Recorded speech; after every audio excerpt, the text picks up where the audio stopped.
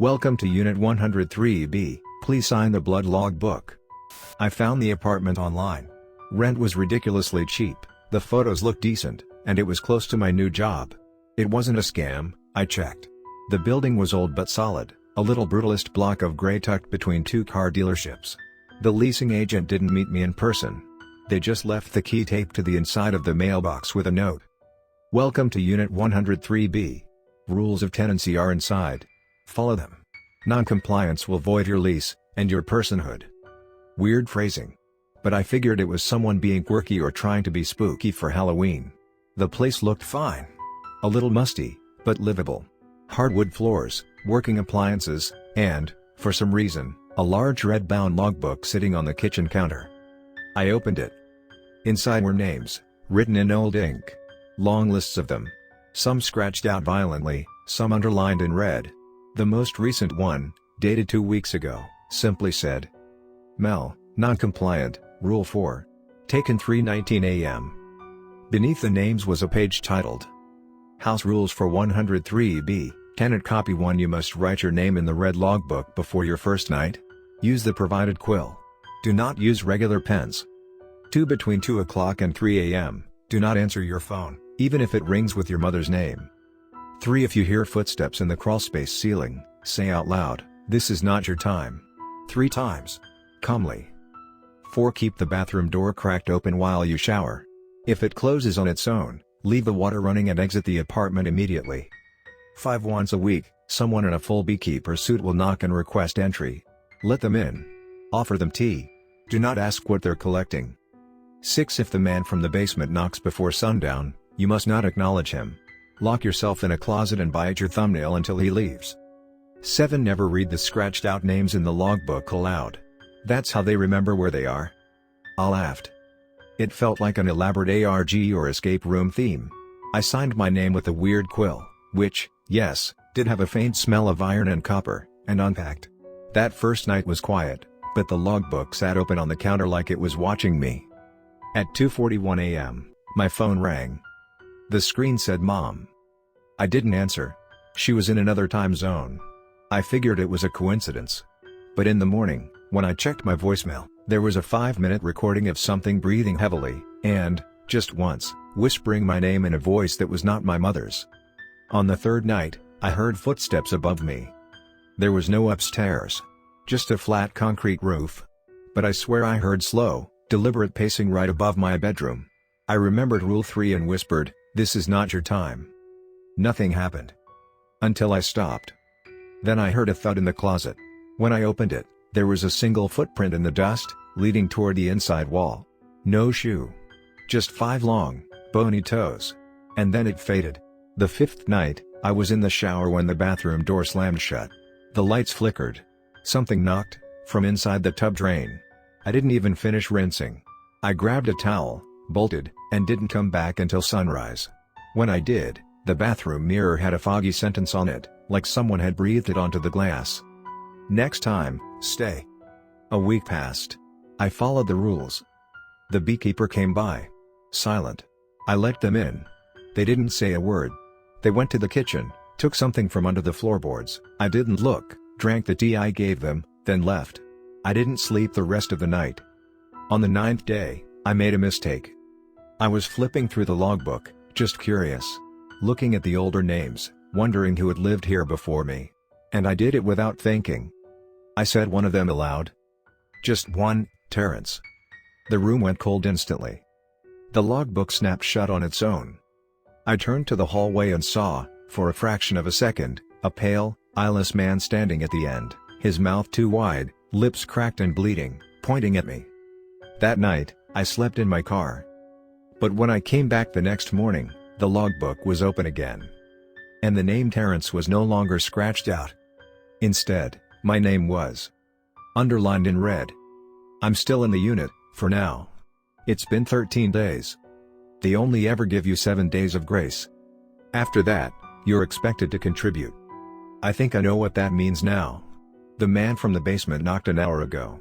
I didn't hide. I didn't bite my nail. I didn't follow the rule. I just stood there, watching the doorknob twitch. The floor is shaking now. Something's crawling through the vents. The logbook just closed itself again.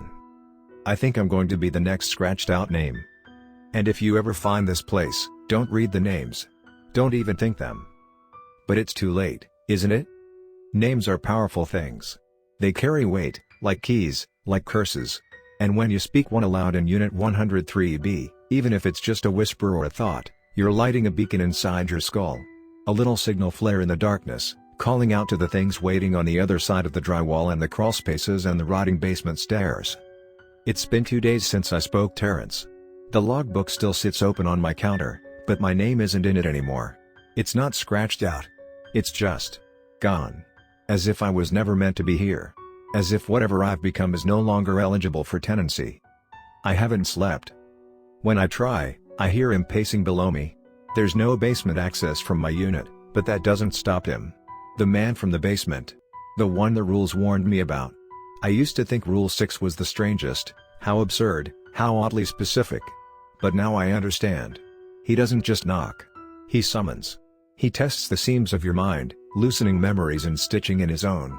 Last night, I dreamt of him. Only it wasn't a dream. It was his memory. It started in the 1920s, before the building was an apartment, when it was something else entirely. A sanatorium, built hastily over soft, marshy soil that the city records list as unsuitable for foundation. Of course, that didn't stop them. They built anyway. There was no funding. No doctors. Just one caretaker and a rotating staff of orderlies who were paid not to ask questions. In the lowest level, down a spiral staircase that no longer exists, there was a room with no number. Just stone walls, a drain in the floor, and a bed with rusted straps. That's where Dr. Morell worked. Except he wasn't a doctor. Not really.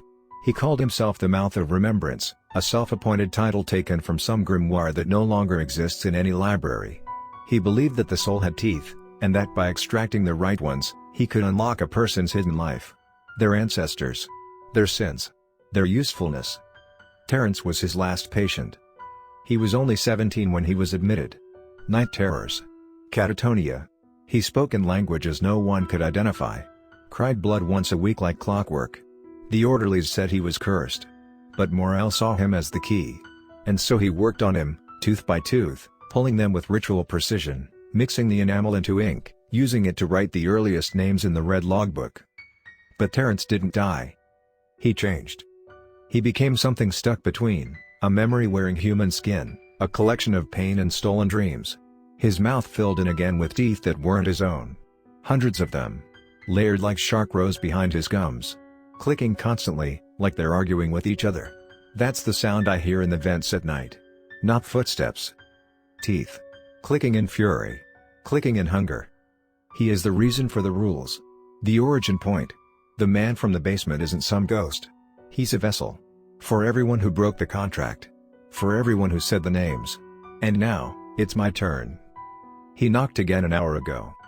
It was still light out, just before sunset. The doorknob trembled in slow circles. The lights dimmed, and the air felt thick with copper. I locked myself in the closet like Rule 6 said. But I couldn't bite my thumbnail. Because I don't have thumbnails anymore. Just smooth, shiny surfaces, like enamel. When I finally opened the door, the hallway was empty. But my ceiling had changed. A new crack ran across the plaster above the couch, shaped like a gaping mouth.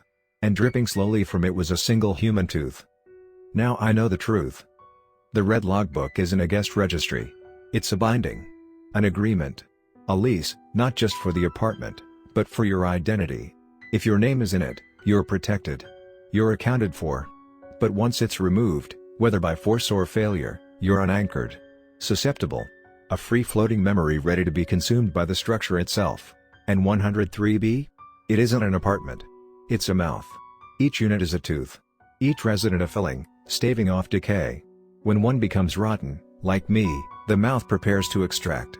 Cleanse. Replace. It's midnight now. The logbook slammed shut on its own, and I can hear dozens of clicking sounds beneath the floorboards. The beekeeper was here earlier tonight, but he didn't look at me. He left something under the floor again. Something that triggered. I think I know what it was now. A new name. A replacement. If you find this page and you're holding the red book, do not sign your name. Burn it. Walk away. Let the mouth starve. Because once it knows how you taste, it never forgets. And it never, ever stops chewing. I can hear it now, not just beneath the floorboards, but inside the walls, behind the electrical outlets, humming softly through the pipes. Like something is moving its jaws in slow, deliberate rhythms, cracking through bone, savoring marrow. It's in the plumbing too, the water sputters and gasps now, like the building is breathing through its throat. Last night, the tap turned on by itself. The water was pink. Thin and cold and coppery. When I splashed it onto my face, it clung like oil. The mirror didn't reflect me anymore. Just teeth. Endless, shifting teeth. I haven't left Unit 103B in days. Not because I'm trapped. Because I'm part of it now. Every time I try to touch the doorknob, it pulses beneath my fingers. Warm. Alive. The keyhole watches me. I know it's not mechanical anymore. It's an eye, one of many, scattered across this monstrous building like glands on a tongue. The walls breathe. The paint peels in rhythmic sighs. The red logbook no longer lies on the counter. It follows me. It changes places when I'm not looking. I found it in the fridge once, its cover dripping with condensation and something darker. The pages inside are damp now, but they still write. Even when I don't touch it. Even when I sleep. Especially when I sleep.